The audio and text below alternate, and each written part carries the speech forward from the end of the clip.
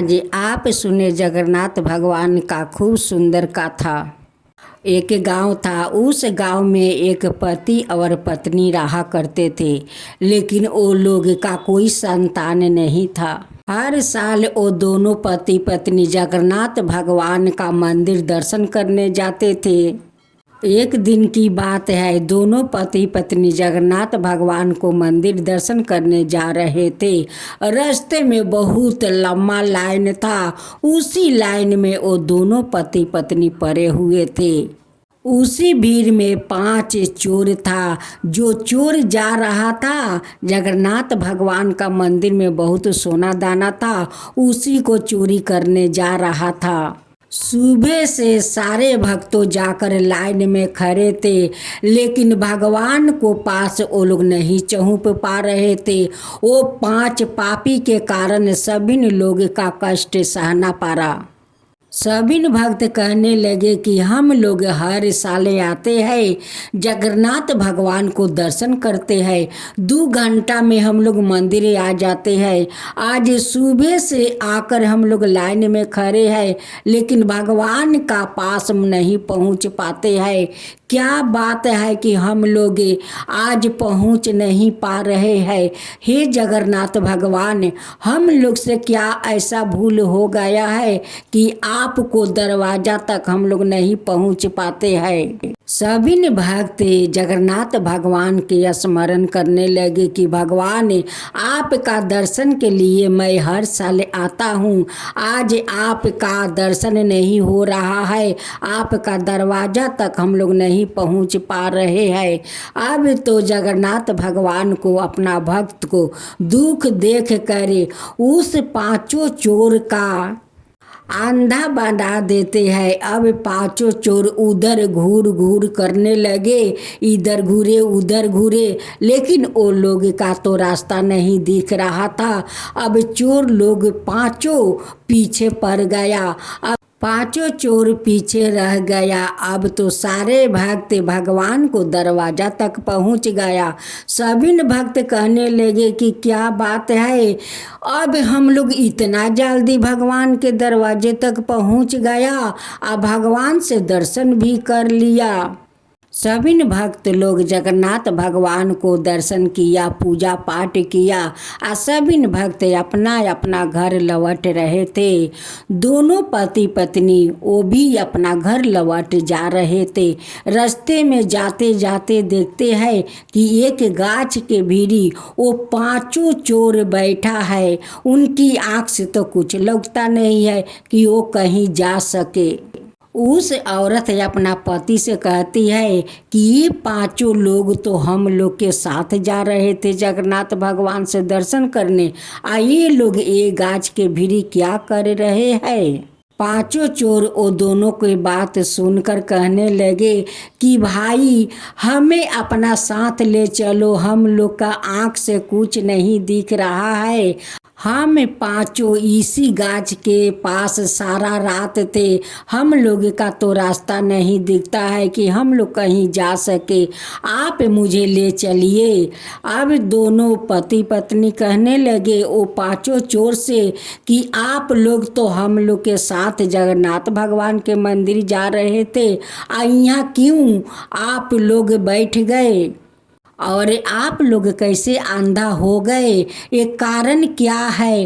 तब एक चोर कहता है कि हम लोग चोर है, हम लोग जा रहे थे जगन्नाथ भगवान का मंदिर में सोना दाना लूटने के लिए, उस लिए जगन्नाथ भगवान ने हम लोग के अंधे कर दिया है कि नहीं हम लोग के आँख रहेगा और नहीं भगवान को सोना दाना हम लोग लूटेंगे, इसलिए भगवान हम लोग के अंधे बना दिया है। दोनों पति पत्नी कहने लगे कि आप लोग कैसा चोर है कि भगवान का मंदिर में लूटने जा रहे थे।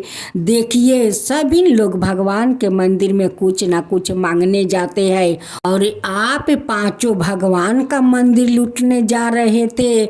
उस लिए देखो, भगवान आप 5 को अंधा बना दिया है।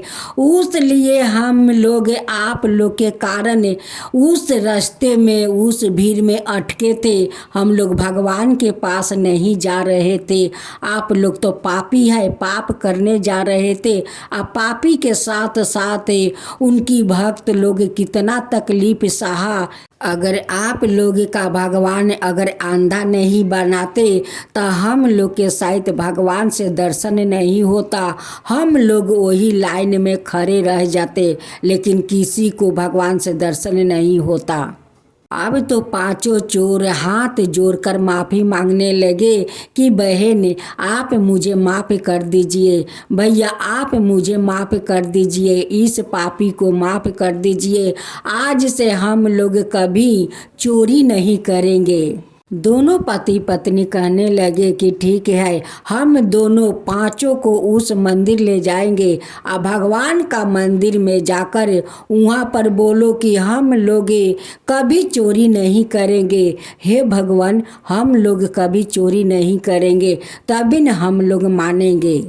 जब दोनों पति पत्नी वो पांचों चोर को मंदिर के सामने ले गए, पुजारी कहने लगे कि ये पापी है, तुम लोग क्यों इस पापी को लाते हो, क्यों लाते हो? ये तो पांचों पापी है, भगवान को लूटना चाहता था, उसलिए जगन्नाथ भगवान ने पांचों को अंधा बना दिया।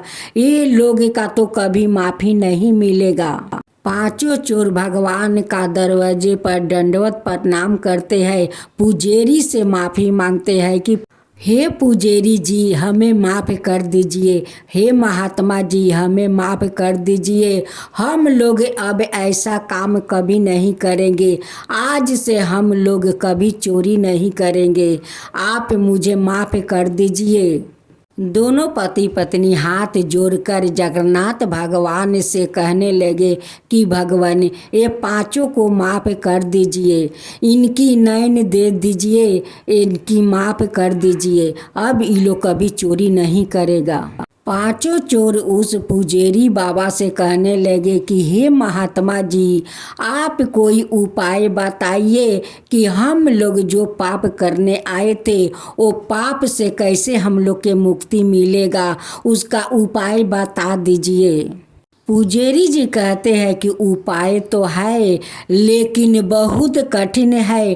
तुम लोग का निर्जल उपवास रह कर पाप मोचनी एकादशी व्रत करना होगा, तभी तुम लोग के पाप से मुक्ति मिलेगा।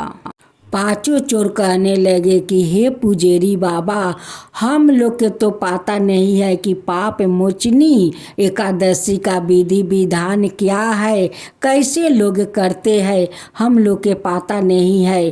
पांचों चोर का पुजारी बाबा सारे विधि विधान बताते हैं और कहते हैं कि अगर ऐसा तुम पांचों निर्जला होकर पाप मोचनी व्रत करो तो तुम्हारा पाप से मुक्ति मिल जाएगा। वो दोनों पति पत्नी पांचों चोर को उनकी घर तक पहुंचा आते हैं। पुजारी का कहे अनुसार पांचों चोर श्रद्धा पूर्वक पाप मोचनी व्रत किया और वो पांचों को नैन आपस मिल गया। तब से वो पांचों चोर चोरी करना छोड़ दिया और धर्म के राह पर चल दिया। वो पांचों पाप मोचनी व्रत करने लगे। इधर जगन्नाथ भगवान स्वयं में वो दोनों पति पत्नी के घर जाते हैं और उनकी दरवाजे पर एक माला रख देते हैं और सपने में दर्शन देते हैं कि तुम दोनों तो मेरे दर्शन के लिए गए थे, लेकिन अपना लिए तो कुछ नहीं मांगा और वो पांचों चोर के लिए जाकर नैन मांगा। मैं बहुत प्रसन्न हूँ, तुम लोग पर बहुत प्रसन्न हूँ, तुम लोग का श्रद्धा भक्ति देखकर मैं बहुत प्रसन्न हूँ, उसलिए तुम्हारे दरवाजा पर एक माला रख दिया है। जब उनकी पत्नी के आंख खुली तो अपना पति से कहने लगी कि सुनते हो जी, जगन्नाथ भगवान ने आज सपने में दर्शन दिया है। वो कहने लगे कि तुम वो पांच चोर के लिए नैन मांगी, लेकिन अपना लिए कुछ नहीं मांगी। मैं तुम्हारा श्रद्धा भक्ति देख कर मैं तुम्हारा दरवाजा पर एक माला छोड़ दिया है। दोनों पति पत्नी उठकर जब अपना दरवाज़ा खोलते हैं तो देखते हैं कि साक्षात वहाँ पर एक सोना का माला है।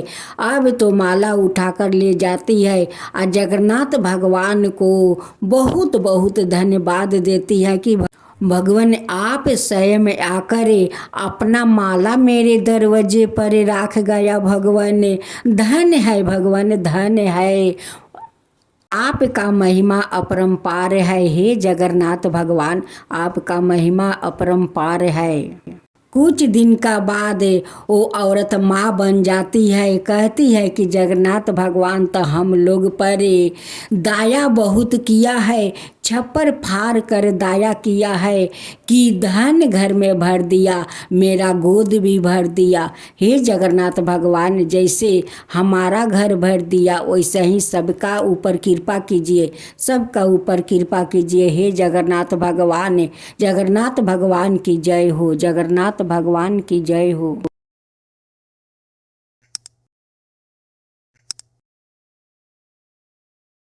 अब सुने कृष्णा भगवान की कथा। कृष्णा भगवान की जय हो, कृष्णा भगवान की जय हो। एक बार भगवान श्री कृष्ण ग्वाला का साथ भोजन कर रहे थे। उनके बछड़े हरी हरी घास के लालच में घने जंगल में दूर चला गया। जब ग्वालों का ध्यान बछड़ों की तरफ गया तब वो भयभीत हो गया। उस समय भगवान श्री कृष्ण ने कहा, मित्रों चिंता ना करो, तुम लोग भोजन करो, मैं अभी तुम्हारे बछड़ों को ढूंढ कर ला देता हूँ। श्री कृष्ण ग्वालों से इस प्रकार कहकर बछड़ों को ढूंढने चला गया। उस समय वर्मा जी भी वहाँ उपस्थित थे। भगवान को ग्वालों के साथ विचित्रा लीला करते हुए देखकर उनके मन में मोह हो गया। उन्होंने भगवान श्री कृष्णा की परीक्षा लेने के लिए बछड़ों को चुरा लिया और जब भगवान श्री कृष्णा बछड़ों को ढूंढने चले गए तो वर्मा जी ने ग्वालों को चुरा कर किसी गुफे में छिपा दिया। भगवान श्री कृष्णा बछड़े ना मिलने पर यमुना जी के तट पर लौट आया, परंतु वहाँ देखते हैं कि ग्वाला भी नहीं है। वो तुरंत जान गया कि यह सब वर्मा जी के करतूत है। अब भगवान श्री कृष्णा ने अपने आप को ही ग्वालों और बछड़ों के रूप में बना लिया। जिस समय भगवान श्री कृष्णा ने ग्वालों और बछड़ों के रूप में नंद आदि की गौशाला में प्रवेश किया तो कोई भी उन्हें पहचान ना सका। गाय भी कृष्णा रूप में अपने अपने बछड़ों को दूने स्नेह से चाटने लगी और दूध पीने लगी। इस प्रकार भगवान श्री कृष्णा प्रतिदिन ग्वालों और बछड़ों के रूप में बन जाते और संध्या के समय लौट आते। इस तरह पूरे 1 बरस का समय बीत गया। जब वर्मा जी ब्रह्मलोक से लौटे तो उन्होंने श्री कृष्णा को ग्वालों और बछड़ों के साथ पहले की भांति कीड़ा करते हुए देखा। वो सोचने लगे कि ग्वालों और बछड़ों को तो मैंने चुरा कर अपनी माया से अचेत करके गुफों में बंद कर दिया। वो अब तक वहाँ सो रहे हैं, फिर इतने ही दूसरे बालक और बछड़े कहाँ से आ गया। वर्मा जी अपनी माया से भगवान श्री कृष्णा को मोहित करने चले थे, परंतु सवाई मोहित हो गया।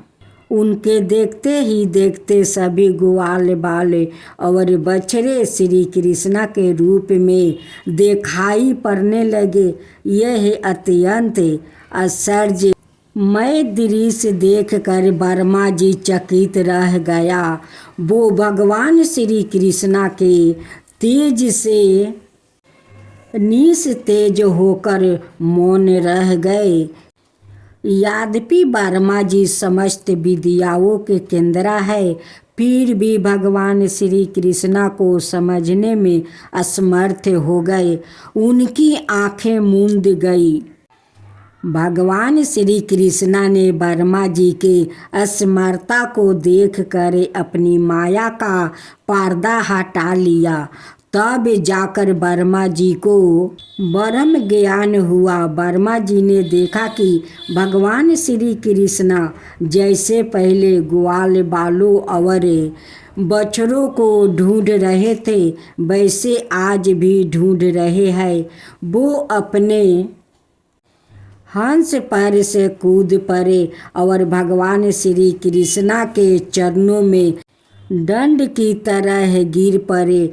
उनकी आंखों से आंसू धारा गिर कर भगवान श्री कृष्णा के चरणों को भिगोने लगी। फिर बड़ी नम्रता से हाथ जोड़कर उन्होंने अपना अपराध के लिए क्षमा मांगी और ग्वाल बालों और बछड़ों को लौटा दिया। अंत में श्री कृष्णा का स्मरण करते हुए ब्रह्मलोक चले गए। भक्तजनों, अब आप सुने विष्णु भगवान जी की व्रत कथा। विष्णु भगवान की जय हो। धर्मराज युधिष्ठिर कहने लगे कि महाराज, मैंने जेठ शुक्ला एकादशी के व्रत का महत्म्य सुना। अब कृपा करके आषाढ़ कृष्णा एकादशी के कथा वर्णन कीजिए। इस एकादशी का क्या नाम है और क्या महात्म्य है, सो सब कृपा करके वर्णन कीजिए। कृष्णा कहने लगे, हे राजन, आषाढ़ कृष्णा एकादशी का नाम योगिनी है। इसके व्रत से समस्त पाप नष्ट हो जाते हैं। यह इस लोक में भोग और परलोक में मृत्यु देने वाली है। यह तीनों लोक में प्रसिद्ध है। मैं तुमसे पुराणों में वर्णन किया हुआ कथा कहता हूँ, सो तुम ध्यान पूर्वक सुनो। स्वर्ग धाम की अलंकापुरी नाम का नगरी में कुबेर नाम का एक राजा रहता था। वो शिव भक्त था और प्रतिदिन शिव की पूजा किया करता था। हेम नाम का एक माली पूजन के लिए उसके यहाँ फूल लाया करता था। उस हेम माली की विशालाक्षी नाम की अत्यंत सुंदर स्त्री थी। एक दिन वो मानसरोवर से पुष्पा तोड़ ले आया, परंतु कामासक्त होने के कारण वो अपनी स्त्री से हंसिया विनोद और रमन करने लगा। इधर माली दोपहर तक पुष्पा लेकर राजा के पास नहीं पहुंचा। उधर राजा उसकी राह देखता रहा। अंत में उसने सेवकों को आज्ञा दी कि तुम लोग जाकर हेम माली के न आने के कारण का पता लगाओ, क्योंकि वो अभी तक पुष्पा नहीं लाया है। सेवकों ने कहा कि महाराज, वो पापी अति कामी है, अपनी स्त्री से हंसिया विनोद और रमन कर रहा होगा। यह सुनकर कुबेर ने क्रोध होकर उसे बुलाया। हेम माली राजा के भय से कपता हुआ उपस्थित हुआ। राजा कुबेर क्रोध के मारे जिसके ओठ कांप रहे थे, कहने लगा, अरे पापी नीचा कमी, तूने मेरा परम पूजनीय ईश्वरों के भी ईश्वर श्री शिवजी महाराज का अनादर किया है। इसलिए मैं तुझको श्राप देता हूँ कि तू स्त्री का वियोग में सहेगा और मृत्यु लोक में जाकर कोढ़ी होगा।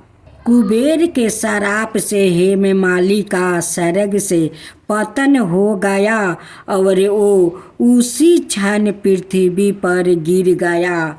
भूतल पर आते ही उसके श्वेत कोढ़ी निकल आया। उसकी स्त्री भी उसी समय अंतर्ध्यान हो गई। मृत्यु लोक में आकर उसने अनेक दुख भोगे। भयानक जंगल में जाकर बिना अन्न और जल के भटकता रहा। रात्रि को निंद्रा भी नहीं आती थी, परंतु शिव जी की पूजा के प्रभाव से उसको पिछले जन्म की स्मृति का ज्ञान अवश्य रहा। घूमते घूमते एक दिन वो मार्कंड ऋषि के आश्रम में पहुंच गया, जो ब्रह्मा से भी अधिक वृद्ध थे और जिनका आश्रम ब्रह्मा की सभा के समान लगता था। हेममाली वहाँ जाकर उनके पैरों में गिर पड़ा।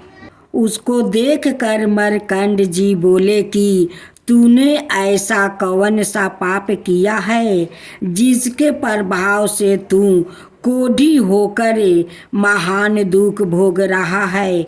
हेममाली कहने लगा कि मैं कुबेर का सेवक हेममाली हूँ।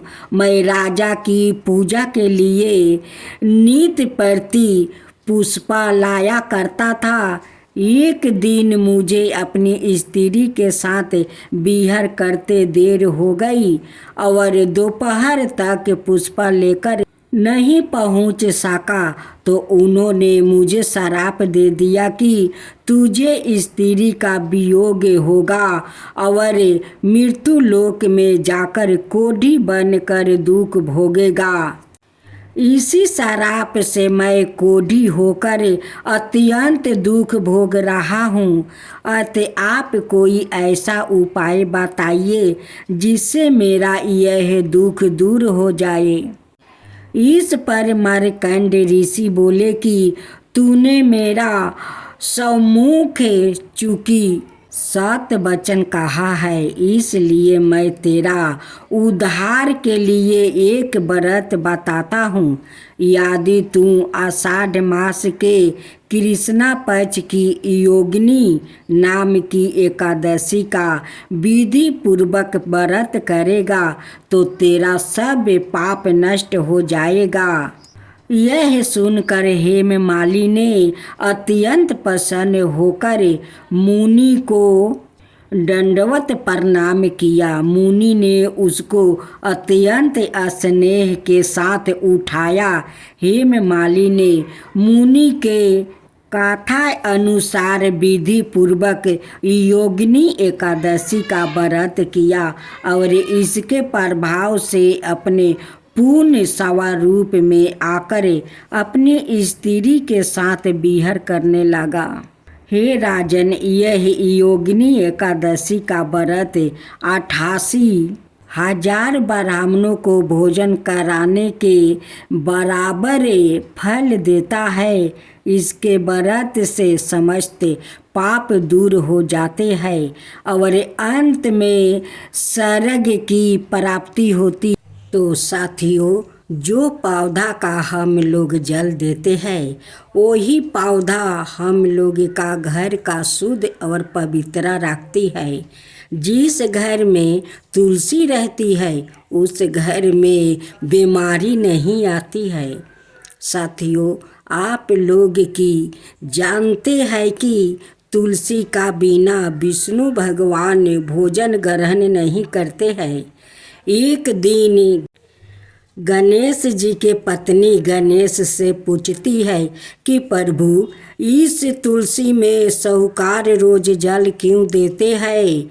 गणेश जी कहते हैं, हे रिधि, यह तुलसी का पौधा कोई पौधा नहीं है, यह तो तुलसी माता है। इनका बिना विष्णु जी भोजन ग्रहण नहीं करते हैं। विष्णु जी लक्ष्मी समान तुलसी से प्यारे करते हैं। विष्णु भगवान जी शालिग्राम जी का रूप धारण कर तुलसी से विवाह किया है। तुलसी विष्णु जी की पत्नी है, इसलिए विष्णु जी तुलसी का बिना पूजा नहीं लेते हैं, नहीं भोजन ग्रहण करते हैं। अब तो आपका पता चल गया होगा। रिधि कहती है, हाँ प्रभु। गणेश जी कहते हैं कि रिधि, मैं उस साहूकार के बारे में तुम्हें एक कहानी सुनाता हूँ, तब तुम्हें सब समझ में आ जाएगा। रिधि कहती है कि प्रभु, फिर भी तो मैं उस कहानी का सुनना चाहती हूँ। गणेश जी कहते हैं कि ठीक है, मैं तुम्हें सुनाता हूँ उस साहूकार के बारे में। वो साहूकार सुबह उठकर तुलसी का पूजा करता था, लेकिन उनकी सामने से जो स्त्री पुरुष जाता उसे देखकर वो गाली देता था। स्त्रियों पर बुरी नज़र भी डालता था और जो पुरुष सामने से जाता उसको गाली देता था कि तुम मेरे सामने से क्यों जाते हो, मुझे जलाने के लिए मेरे सामने से जाते हो। वो आदमी उससे क्षमा मांग कर वहाँ से चला जाता है। एक दिन भिखू उस साहूकार का दरवाज़ा पर आकर भिक्षा मांगता है। तब जानती हो रिधि, उस साहूकार उस भिखू भूखे प्यासे भिखू को क्या कहता है? कहता है कि ये तेरा बाप का घर है कि तुम भिक्षा मांगने चला आया। फिर दूसरा दिन एक भूखे प्यासे भिखू आया और कहने लगा कि मालिक, मुझे बहुत जोर का भूख लगा है, कुछ हो तो मुझे दीजिए मालिक, मेरा भूख शांत हो सके। जानती हो रिधि क्या दिया? उनकी नौकर भोजन करके जूठन छोड़ा था, उसी जूठन को उठाकर उस भिखू को दे देता है। वो भिखू पहचान गया कि ये तो नौकर का जूठन है। वो जूठन ले जाकर एक कुत्ता को खिला देता है। जब साहूकार का नज़र पड़ा कि वो भिखार जूठन ले जाकर कुत्ता को खिलाता है, तो वो कहता है कि अरे दुष्ट, मैं तो तेरे पेट भरने के लिए ये भोजन दिया था और तू ले जाकर कुत्ता को खिला दिया। उसे ऐसा धक्का दिया कि वो भिखार बेचारा गिर गया और उनकी पैर में मोर्च आ गया। वो रोते ढिमलाते जा रहे थे। उसी समय यमराज का दूत आ रहा था। वो कहने लगा कि भिखार भाई, आपको क्या हुआ? वो कहने लगा कि भगवान मत पूछिए, मैं तो भूखा प्यासा हूँ। साहूकार के पास गया था कि कुछ मुझे भोजन देगा, लेकिन ये अपना नौकर का जूठन मुझे दिया और उस जूठन को मैं कुत्ता को खिला दिया। वो साहूकार देख लिया और देख कर आया, कहता है कि अरे दुष्ट, मैं तो भोजन तुझे दिया था कि तेरा पेट भर जाए, लेकिन तू उस भोजन को कुत्ता को खिला दिया। कहकर मुझे ऐसा धक्का देकर गिरा दिया कि मेरे पैर में मोर्च आ गया है। भगवान, वो दूत भिखार का पैर पर मिट्टी लगा देता है और उस भिखार का पैर ठीक हो जाता है। अब तो भिखार उस दूत का पैर पकड़कर कहने लगा कि भगवान, मेरा पैर तो ठीक हो गया, आपका इस भभूति से मेरा पैर ठीक हो गया।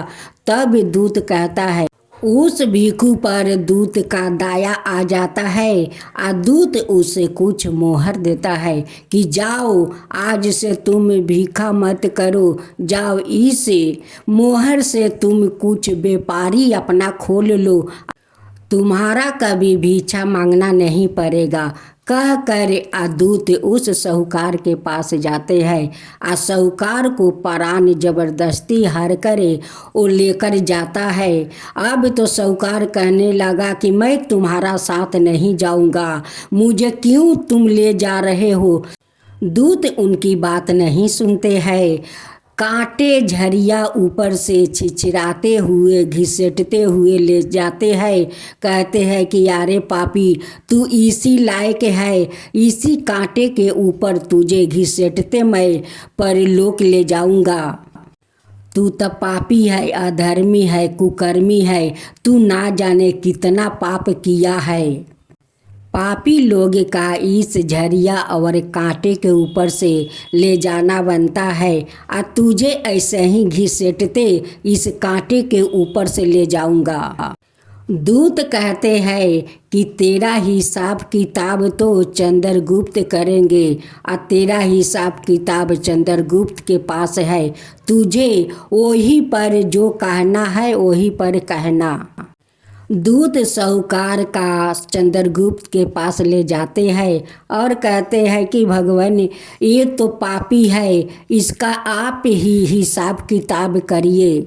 जब चंद्रगुप्त जी अपना बुक खोलते हैं तो कहते हैं दूत को कि इसे छोड़ दो। दूत कहते हैं कि क्यों भगवान, क्यों इस पापी को छोड़ दूं? जो मेरे खाते में लिखा है, अभी साहूकार का मृत्यु होने का अभी इसमें नहीं लिखा है। दूत पूछते हैं कि प्रभु, साहूकार ऐसा कौन सा पुण्य किया है कि अभी उनके जाने के लिए नहीं लिखा है? चंद्रगुप्त जी कहते हैं कि दूत, जानते हो ये साहूकार माँ तुलसी का भक्त था। वो माँ तुलसी का श्रद्धा भक्ति से पूजा करता था, उस लिए विष्णु भगवान ने ये पापी को माफ़ कर दिया है। जानते हो क्यों? क्योंकि तुलसी माता तो विष्णु भगवान का प्रिय पत्नी है, उनसे बहुत प्यार करते हैं, इसलिए विष्णु भगवान इस पापी को माफ़ कर दिया है। अभी इनका मृत्यु नहीं हो सकता। गणेश जी कहते हैं रिधि, यही है पुण्य साहूकार जी का कि तुलसी माता को वो बहुत सेवा जतन किया था, पूजा पाठ किया था, उसलिए विष्णु भगवान माफ़ कर दिए। जानती हो तुलसी का बिना विष्णु अधूरा है। उनका बिना तो वो भोजन तक नहीं ग्रहण करते हैं, उनका बिना वो पूजा तक नहीं लेते हैं। यही है माँ तुलसी का शक्ति। जितना लोग पाप करते हैं, वो पापी लोग अगर माँ तुलसी का श्रद्धा भक्ति से पूजा करते हैं, उनकी सारे पाप नष्ट हो जाता है। अब विष्णु भगवान अपना चक्र से उस पाप को नष्ट कर देते हैं। इसलिए माँ तुलसी का श्रद्धा भक्ति से पूजा करना चाहिए, उनकी आरती करना चाहिए, उनकी भजन करना चाहिए, उनकी कथा सुननी चाहिए। रिधि, अब तुम्हारा प्रश्न का सारा उत्तर तो मिल गया।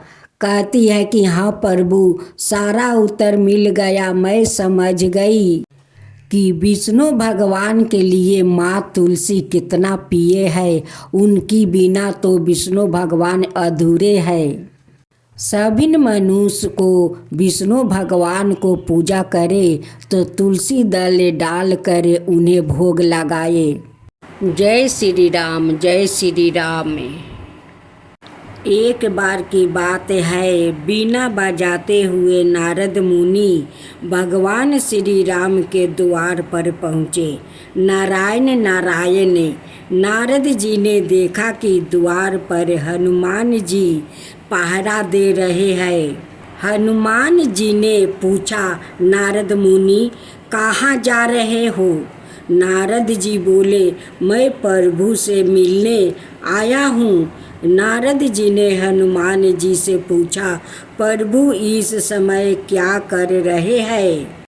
हनुमान जी बोले, पता नहीं, पर कुछ वो ही खाते का काम कर रहे हैं। प्रभु वही खाते में कुछ लिख रहे हैं। नारद जी, अच्छा क्या लिखा?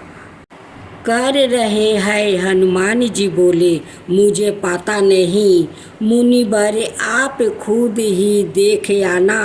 नारद मुनि गए प्रभु के पास और देखा कि प्रभु कुछ लिख रहे हैं।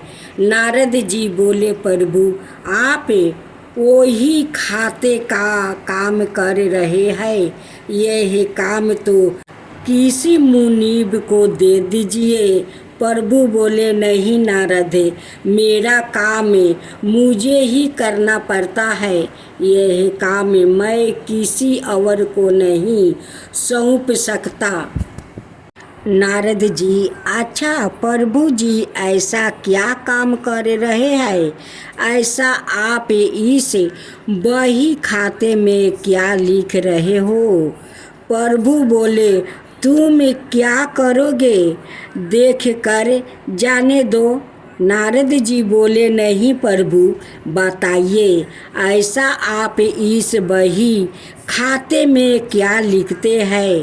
प्रभु बोले, नारद, इस बही खाते में उन भक्तों के नाम है जो मुझे हर पल भजते हैं, मैं उनकी नित्य हाजिरी लगाता हूँ। नारद जी, अच्छा प्रभु जरा बताइए तो मेरा नाम कहाँ पर है? नारद मुनि ने बही खाते को खोल कर देखा तो उनका नाम सबसे ऊपर था। नारद जी को गर्व हो गया कि देखो, मुझे मेरे प्रभु सबसे ज़्यादा भक्त मानते हैं।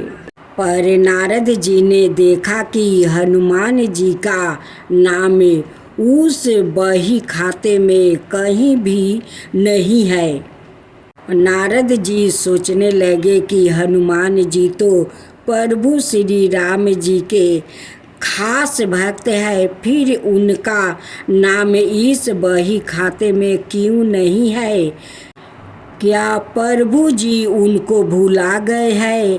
नारद मुनि आए हनुमान जी के पास, बोले, हनुमान, प्रभु के बही खाते में उन सब भक्तों के नाम है जो नित्य प्रभु को भजते हैं, पर आपका नाम उसमें कहीं नहीं है। हनुमान जी ने कहा, मुनिवर, होगा आपने शायद ठीक से नहीं देखा होगा। नारद जी बोले, नहीं नहीं, मैंने ध्यान से देखा पर आपका नाम कहीं नहीं था। हनुमान जी ने कहा, अच्छा कोई बात नहीं, शायद प्रभु ने मुझे इस लायक नहीं समझा होंगे जो मेरा नाम उस बही खाते में लिखा जाए। पर नारद जी प्रभु के एक अन्याय दया नंदिनी भी रखते हैं, उसमें भी वो नीति कुछ लिखते हैं। नारद जी बोले, अच्छा। हनुमान जी ने कहा, हाँ। नारद मुनि फिर गए प्रभु श्री राम के पास और बोले, प्रभु सुना है कि आप अपनी अलग से दया नंदिनी भी रखते हैं, उसमें आप क्या लिखते हैं? प्रभु श्री राम बोले, हाँ, पर वो तुम्हारे काम की नहीं है। नारद जी, प्रभु बताए, मैं देखना चाहता हूँ कि आप उसमें क्या लिखते हैं। प्रभु जी मुस्कुराए और बोले, मुनिवर, मैं इनमें उन भक्तों के नाम लिखता हूँ जिनको मैं नित्य भजता हूँ। नारद जी ने डायरी खोल कर देखा तो उसमें सबसे ऊपर हनुमान जी का नाम था। यह देखकर नारद जी का अभिमान टूट गया। कहने का मतलब यह है कि जो भगवान को सिर्फ जीभा से भजते हैं उनको प्रभु अपना भक्त बनाते हैं, और जो हृदय से भजते हैं उन्हें भक्तों के वो सवाए भक्त हो जाते हैं। ऐसे भक्तों को प्रभु अपनी हृदय रूपी विशेष सूची में रखते हैं। आज आप सुने दो बहनें और तुलसी की कथा। गणेश भगवान रिद्धि और सिद्धि से दो बहनों को कैसे कथा सुनाते हैं, तो आइए हम लोग कथा सुनते हैं। एक दिन गणेश भगवान अपना दोनों पत्नियां रिद्धि और सिद्धि के साथ वो बर्मन कर रहे थे। तभी रिद्धि और सिद्धि को वो दो बहनें पर नज़र पड़ते हैं। तब कहती है कि स्वामी थोड़ा ठहर जाइए। तभी रिद्धि सिद्धि कहती है गणेश जी से कि स्वामी वो दो बहनों को देखिए कैसे तुलसी माता को पूजा कर रही है। रिद्धि और सिद्धि गणेश जी से कहती है स्वामी ये दोनों बहनें के बारे में कुछ कहानी सुनाइए।